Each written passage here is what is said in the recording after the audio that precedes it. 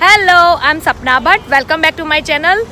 આજે આપણે આવી ગયા છે નેશવિલમાં, જે ટેનેસીમાં આવેલું છે, અને એમાં રોડ સાઈડ જે સ્ટોર હોય છે, જે આપણે કહીએ છીએ સ્ટોલ, તો એવામાં આપણે ખાઈશું મકાઈ.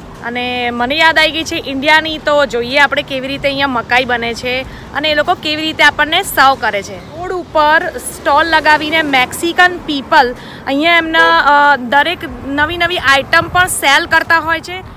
જો હજી સુધી તમે મારી ચેનલ લાઇક શેર અને સબસ્ક્રાઈબ નથી કરી તો પ્લીઝ મારી ચેનલ લાઇક શેર અને સબસ્ક્રાઈબ કરો. If you are looking for corn cob, just go for street corn. Mexican people આ રીતે મકાઈ બનાવે છે કે એક કોર્ન ખાબને લઈ લે છે અને એને ગ્રીલ કરી નાખે છે, એટલે કે આપણે મકાઈ ડોડાને શેકી લઈએ એ રીતે એની પર ફ્લેક્સિબલ કે સ્પેચ્યુલા લઈ અને મેયોનીઝ પહેલાં લગાવે છે. અને જે આ લગાવી રહ્યા છે એ કોટીહા ચીઝ છે. કોટીહા ઘણા લગાવતા હોય છે અને ઘણા એની ઉપર પાર્મેસન ચીઝ પણ યુઝ કરતા હોય છે. હવે જે સ્પ્રિંકલ કરે છે મસાલા, જો તમારે સ્પાઇસી જોઈતું હોય તો એમની પાસે એક હોટ સોસ હોય છે, લા બોટનેરા.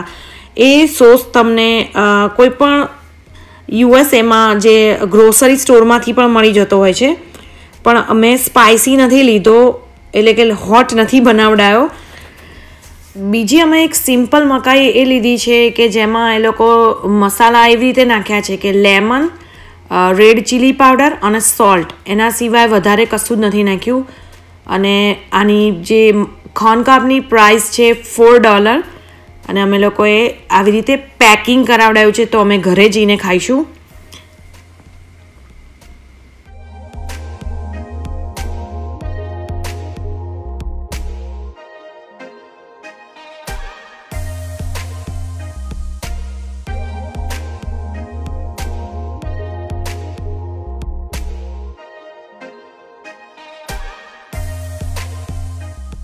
She also offered me juice.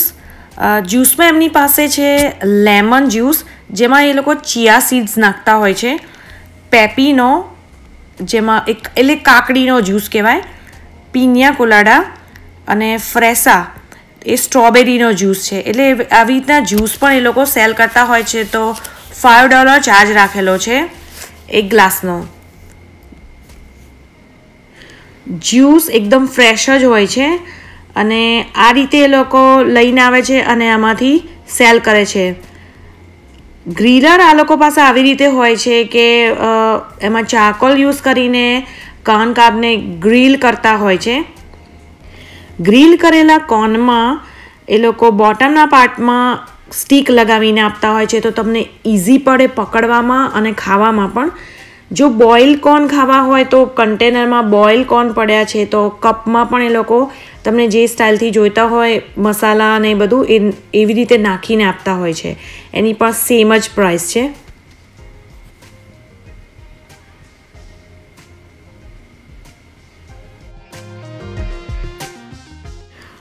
આ રેલવે ક્રોસિંગની પાસે આવેલું છે, તો અહીંયા બીજા પણ એક વેન્ડર બેસે છે જેમની પાસે આવી સ્ટાઇલની સ્ટેચ્યુ અને એનિમલ બધા બનાવેલા છે, જે ઘણા લોકો પોતાના આઉટસાઇડ જે ડોરનું હોય છે ત્યાં યાર્ડમાં ડેકોરેશન માટે પણ મૂકતા હોય છે.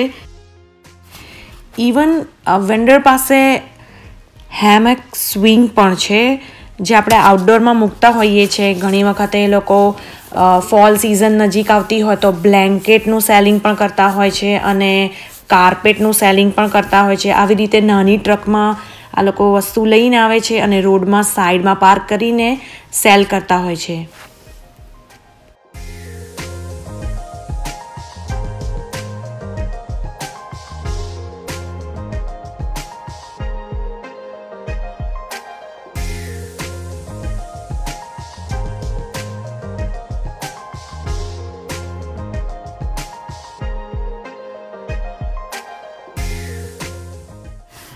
Now we are in the house and we are going to eat corn cob.